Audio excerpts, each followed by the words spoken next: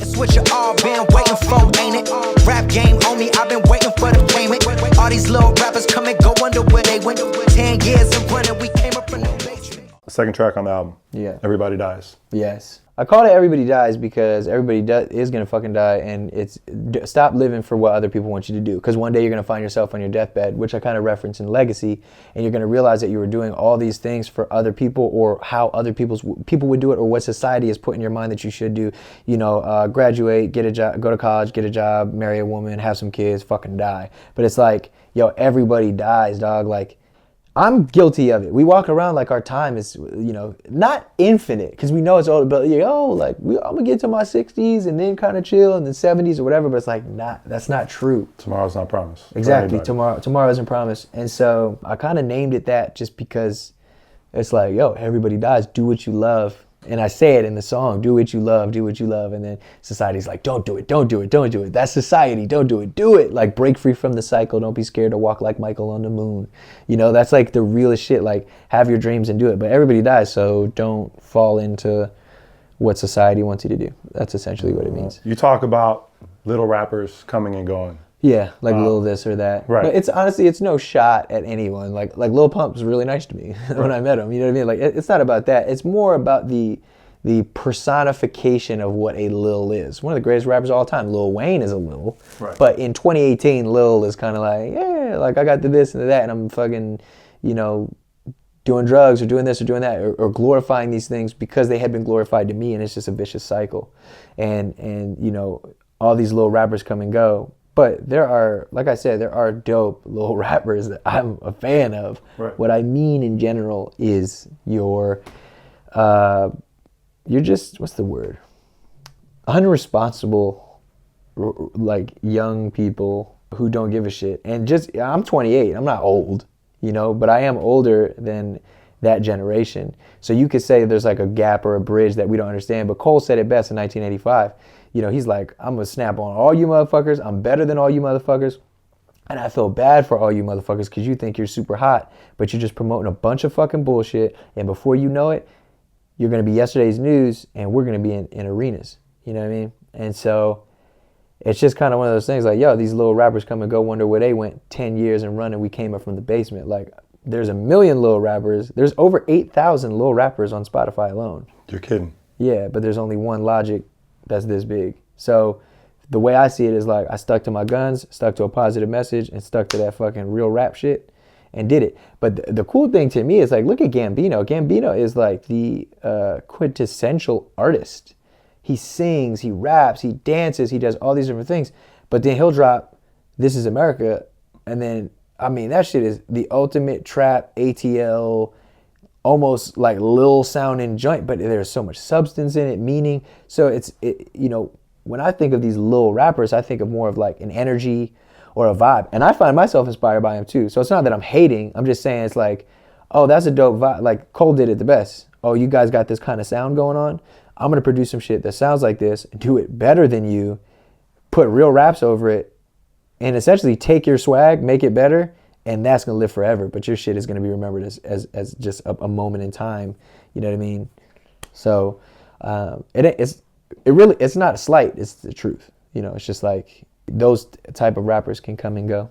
But I love Lil Pump. He's funny. He's a funny guy. You have a line on Everybody Dies where you talk about back when you started, how you were wishing you were a dog in a rich family. In a rich family. Yeah. Is that something you really thought about? That is back a then? real thing. I remember it was more like a cat. I know it's funny because it doesn't really matter. I could say dog or cat. It just sounded better to say dog.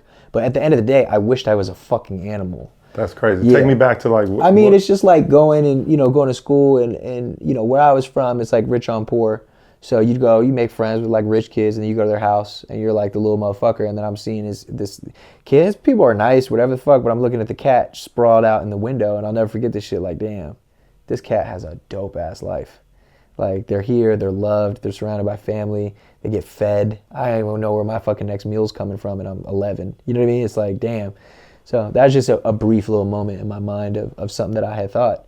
And it'd been there for a long time, and then just in that moment, it just came out in the pen, which is really cool. It's crazy to just sit in your house now and think about at one point in your life, that's what was going through your mind. Yeah. It's a hell of a journey. Insane. Sipping scotch with Chappelle after the Grammy. Said them countries wasn't shitholes. They probably want to ban me because I say the shit that others won't. They probably can't stand me. Like these rappers claim to hate me, but they motherfucking stand me. They hate what I represent, but bitch, I am me. They hate what I represent, but bitch, I am me. Tell me about those lines. What do those mean to you? I mean, to me, it's like so dope because Chappelle's like one of my idols, you know, just as a human being. Like, and especially in this fucking PC world, the reason I love Chappelle, even though some of the shit he says is crazy, is because he says it about everyone. And in a way, I feel like that includes us and that brings us together. And it's fucked up, right? Because it's like, yeah, people could be pissed off about a joke. You could have a joke about AIDS or cancer or anything that could affect you a certain way. But if it hadn't, you'd be laughing at it. But then because it does, then you're pissed off about it. It's kind of like, look, I get it.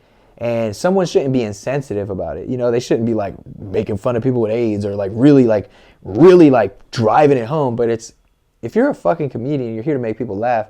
You're gonna make everybody laugh. You know what I mean? I remember motherfuckers used to make like super skinny jokes or jokes about people with acne when my shit was everywhere, and I'd be like, oh fuck, like I'd be watching a stand up and I'd be like, shit, I'd be over here, but then 2 minutes later I'm laughing at the motherfucker over here who's like got a neck like a giraffe and shit. You know what I mean? So hey, you're saying I got a neck like a giraffe? That's fucked up, bro. But to me, just to be with Chappelle was crazy. You know, for him to want to have a drink with me and we got a picture and it was really, I didn't even ask for a fucking picture. I don't know who said it, but they was like, let's take a picture. And I was like, all right, cool.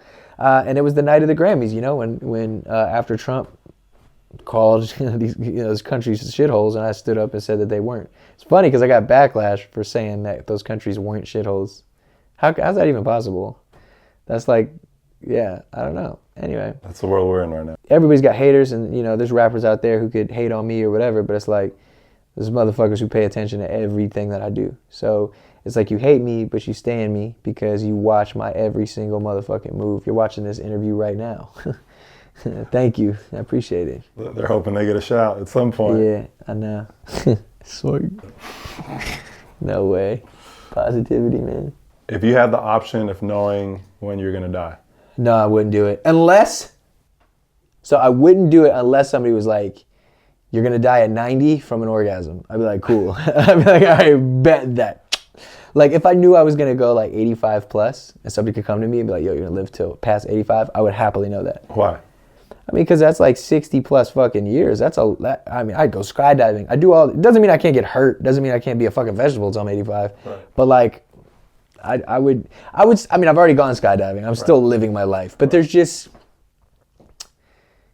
I don't know. I think I would, like, if I knew, it's funny because it's like, if I knew I was going to live a longer life, there's things that I would want to do, but then I could plan it. Now I'm just trying to do it all. You know what I'm saying? Like, I want to enjoy my life and just do it because I don't know what it's going to be. But if I was old, if I knew that I was going to live till I was 85 years old, I would be like, yo, I'm literally going to take 5 years and go fucking live over in the wilderness somewhere away from nobody. And then I'm going to come back and then I'm going to do this and that and da, da, da. Which doesn't mean I still can't do those things. Right. It just means like, if I was to know, but I mean, we're talking about a big fucking if. Like, this whole question is a big fucking if. Right. It's just more to see where your mind's at. Yeah. I personally wouldn't want to know. I don't want to know. That's the fantasy version. The truth is, no, I don't want to know. Some people probably would. Yeah. I feel like most of the people I talk to say yes, they would want to know. But I'm like, no. And I'm a control freak. If you knew, then you wouldn't live every day for itself. You're like, oh, I still have another this many years. That's what I'm saying. It's like, it just be kind of, I mean, if somebody came up and was like, yo, you're going to live to 95, I'd be like, yo, goddamn, that's dope. But no, I wouldn't want to know. Do you think your end date is predetermined? Oh, that's pretty dope. I don't know, man. Because you talk about that in the song. Which one? This one, Everybody Dies. What do I say? God already got a set date. So I already got the date set. So live your life, and do what you love, or you're going to wake up with regret or whatever.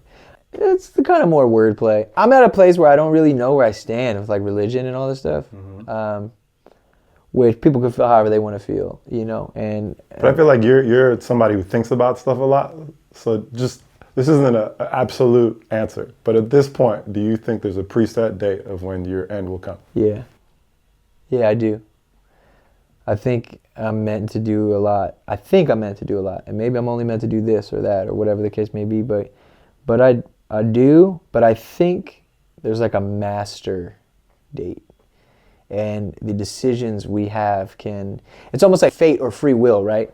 It's like, I think things are just supposed to happen the way they're supposed to happen, but we're provided with 2 doors, and beyond those doors are 4 doors, and beyond those doors are 8 and 16 and so on and so forth.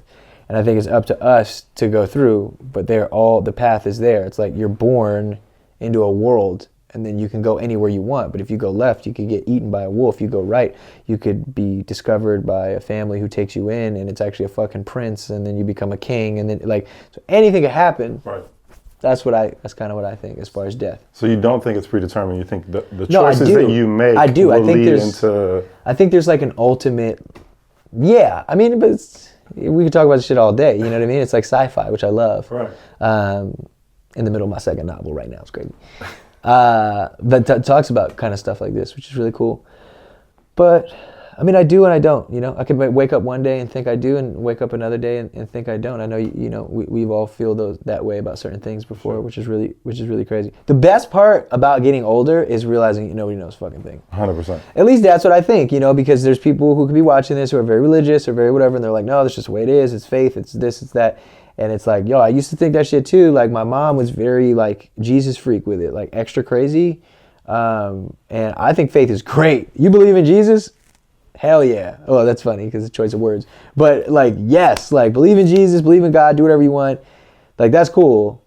But I'm just trying to be a good person, I'm just trying to be a good person. You can say whatever you want, but how I feel is like, if I leave my entire life being a morally good person, helping anybody and everybody that I can, and do my best to, while leading my own life, and do really make an impact on the world for a positive manner, and then I die and my God says you didn't believe in my religion, so you're going to hell, that's fucked up. Personally, I think that's like so fucked up. Like, and it's also like, what's to say what religion is right?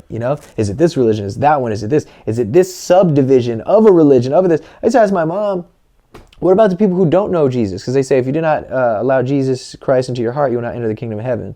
And I'm like, okay, but what about the indigenous people in the Amazon somewhere who have no idea about Jesus, who is perceived to be this white dude with dreads, like, and then my mom would be like, they just know. And I'm like, what? No, it's in their heart. They know that white Jesus is a blah, blah, blah. And I'm just, these were the questions I would ask. And she would be like, don't ask questions. Don't ask any questions.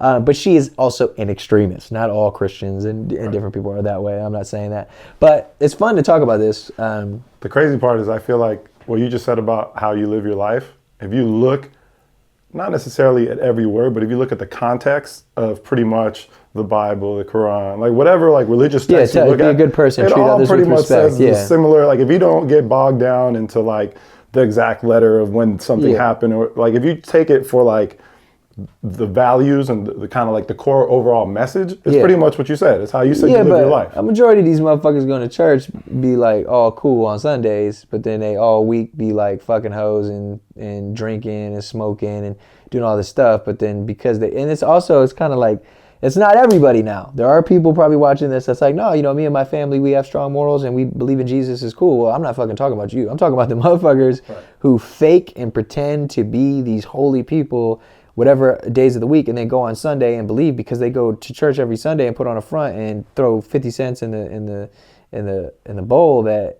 they're gonna be saved, or at least look good enough on the outside. I don't know. I'd rather be a good person and not necessarily and say, hey, you know what? I don't know. I don't know what God is this and that, and because I don't know, I'm not gonna stone him or kill her or say this person can't be my friend. I'm gonna invite all those people in who are also loving and like-minded, positive people, and just treat them with love and respect until the day that I die.